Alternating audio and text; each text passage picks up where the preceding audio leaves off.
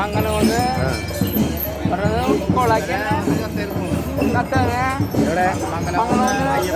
മറ്റ്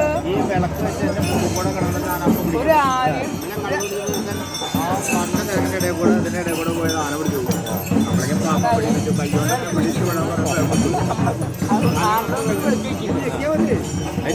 മറികടക്കാൻ വന്നില്ല അതെത്തിട്ട് രാമന്തനെ ഇല്ലേ നേരെ നോക്കണ്ട നേരെ കാപ്പിലേക്ക് വെള്ളം കുടിക്കാനായിട്ട് നാരായണ